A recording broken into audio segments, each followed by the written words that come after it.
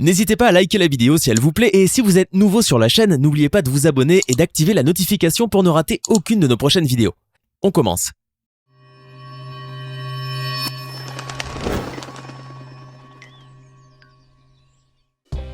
Bonjour et bienvenue à tous. Nous vivons dans une planète très riche en matière de biodiversité et chaque jour, elle nous révèle ses secrets et nous éblouit avec la singularité des êtres qui y vivent. Quand on pense avoir tout vu, quand on croit avoir découvert toutes les espèces qui existent dans le monde, elle réussit à nous fasciner avec de nouvelles races encore plus extraordinaires que celles que nous avons l'habitude de voir, à tel point que l'on se dit que nous n'en savons que très peu sur notre environnement. Certains ont un mode de vie épatant, d'autres charment avec leur apparence et d'autres encore impressionnent avec leur capacité. Aujourd'hui, nous vous présentons 10 animaux incroyables que vous devez absolument connaître. C'est parti. Avec un nez retroussé bleu, ce primate possède une fourrure dorée nuancée allant du fauve pâle au brun foncé, en passant par du brun jaunâtre ou du roux, la face dorsale étant toujours plus foncée que la face ventrale. Ce pelage très épais lui permet d'habiter les forêts alpines denses où l'hiver est extrêmement rigoureux. Également nommé Rhinopithèque de Roxelane, ce singe asiatique découvert au XIXe siècle est essentiellement herbivore. Par ailleurs, malgré sa vie en groupe, cette race est si discrète que l'on avait même cru éteinte. D'ailleurs, sa rareté et son observation difficile dans son milieu naturel en ont fait le sujet d'un documentaire intitulé « Né en Chine » réalisé par le label Disney Nature et sorti en 2017. En outre, en matière de comportement social, cette créature est bluffante car afin de subvenir aux besoins énergétiques et alimentaires des petits, toutes les femelles d'une même famille s'investissent dans l'allaitement des nouveau-nés. Ainsi, une maman peut allaiter sans problème un bébé qui n'est pas le sien. Pour cause, si les petits sont uniquement allaités par leur mère, leur chance de survie face aux défis environnementaux pourrait se voir diminuer. Le sens de partage chez les rhinopithèques de Roxelane est donc tout simplement logique. Pour son mode de vie fou, on le surnomme le sphinx fou. Pour la ressemblance de son vol avec celui du célèbre petit oiseau, on le nomme sphinx colibri. Et pour la posture relevée que prend sa chenille au repos, évoquant la forme de la créature mythologique, il est intitulé morosphinx ou encore sphinx du Caïlé, en référence à la plante haute dans laquelle il pond ses œufs. Et la liste de noms n'est pas close. Étonnamment, cet animal est un insecte. C'est un papillon avec un corps trapu et velu, des ailes étroites peu colorées et une longue trompe à qui il doit le nom de genre Macroglossum, littéralement grande langue. Vous pouvez croire que c'est un papillon de nuit, cependant, celui-ci a la particularité d'être actif le jour quand la majorité de ses cousins se reposent.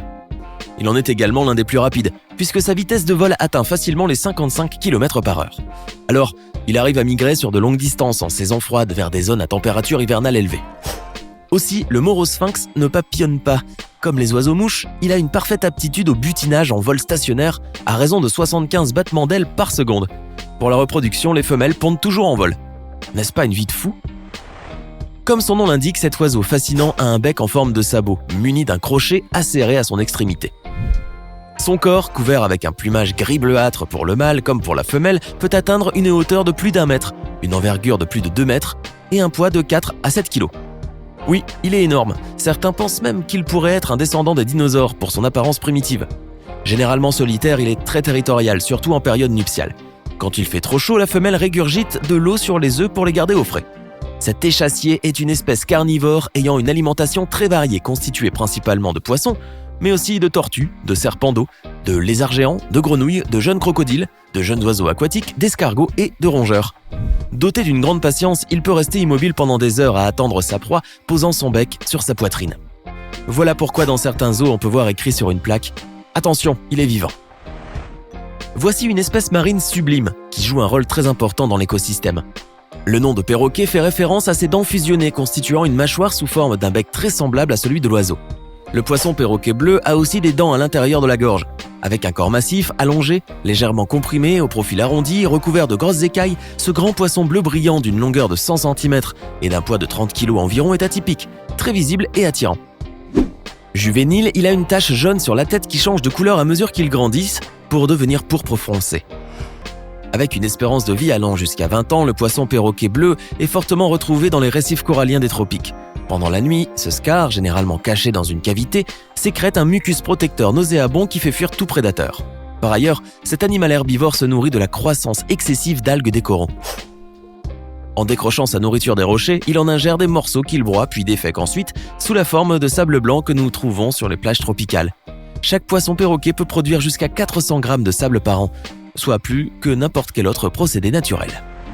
Vivant exclusivement dans les forêts de Madagascar, ce primate nocturne de type lémurien ne ressemble pas au singe classique. Avec une tête de chauve-souris, les soies du sanglier, une longue queue touffue d'écureuil et deux dents acérées rappelant les rongeurs, l'ai-ai est un mélange de différents animaux. Aussi, il a des mains de singe avec un troisième doigt extraordinairement long qui lui permet d'extraire la pulpe des noix de coco et autres fruits dont il raffole et d'extirper les insectes et les vers des troncs d'arbres. De multiples légendes courent sur cet animal jugé maléfique. On considère ainsi qu'il est un porte-malheur s'il apparaît dans ou aux abords des habitations et qu'il possède des pouvoirs de sorcellerie grâce à son majeur démesuré. Malheureusement, sa mauvaise réputation fait qu'il est aujourd'hui en voie de disparition. Discret, méfiant et solitaire, l'okapi n'a été découvert qu'au début du XXe siècle dans les forêts denses difficilement accessibles de l'actuelle République démocratique du Congo. Ces grands herbivores ruminants, qui rappellent à la fois le zèbre avec ses rayures noires et blanches sur les pattes, et la girafe avec son long cou. Toutefois, le sien est plus épais et moins étendu. Ainsi, on pensait que ce mammifère appartenait à l'ordre des équidés, mais on a finalement réalisé qu'il a plutôt une parenté avec la girafe. D'ailleurs, tout comme celle-ci, avec ses pattes arrière un peu plus courtes que celles de devant, le dénommé girafe des forêts marche à l'amble, en avançant simultanément ses deux membres latéraux. Également, il a des cornes osseuses appelées ossicones. Sans oublier la longue langue musclée qui est un point commun aux deux espèces. Cet organe surprenant mesure 30 cm environ et lui permet d'attraper sa nourriture, mais aussi se nettoyer le corps, y compris ses grandes oreilles. En Amérique du Sud vit un canidé comme on en a rarement l'habitude d'en voir, avec sa longue crinière noire sur l'encolure et sur les épaules et ses pattes étendues, orné de manchons noirs qui lui valent le surnom de « renard sur échasse », le loup à crinière ne passe pas inaperçu malgré sa discrétion. Contrairement à ce que son nom pourrait laisser entendre, ce n'est pas un loup. Pas plus qu'il n'est un chien ou un renard.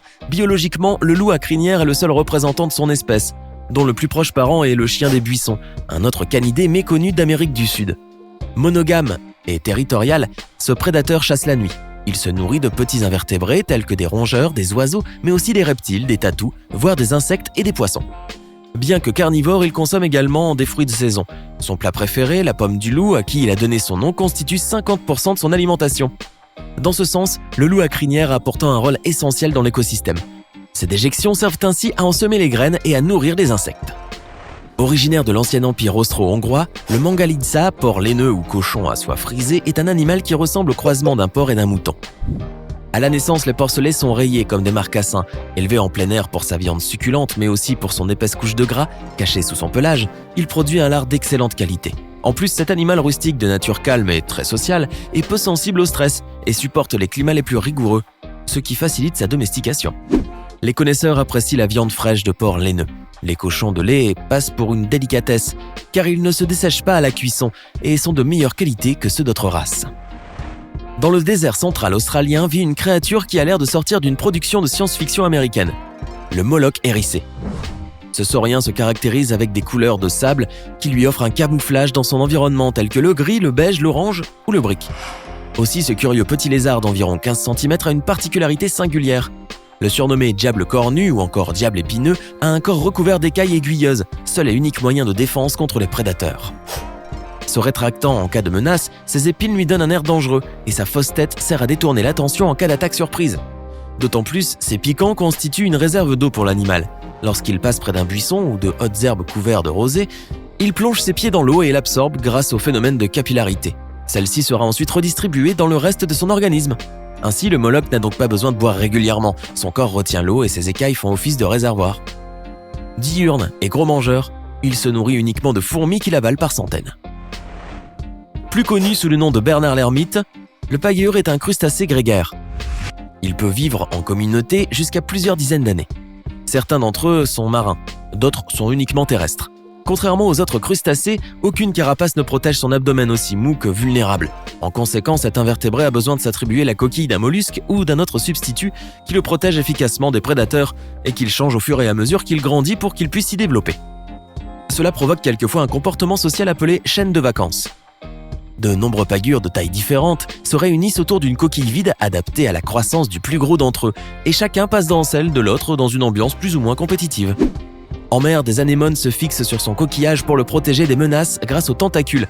Et quand il s'approprie un nouvel habitacle, le Bernard l'ermite les amène avec lui. Ainsi, elles n'ont pas à se déplacer pour trouver leur nourriture. Par ailleurs, cet animal mange tout ce qui lui passe sous les pinces. Omnivore et détritivore, il aide ainsi à nettoyer les fonds marins. Les pagures terrestres, eux, se nourrissent des fruits et des légumes, frais comme pourris, mais aussi de la viande en décomposition, un vrai charognard. On sait que notre planète recèle de merveilles. Il faut également croire que la nature peut créer des animaux plus incroyables les uns que les autres. Ne manquez pas de nous dire dans les commentaires lequel de ces animaux insolites vous a le plus impressionné. Merci et à bientôt.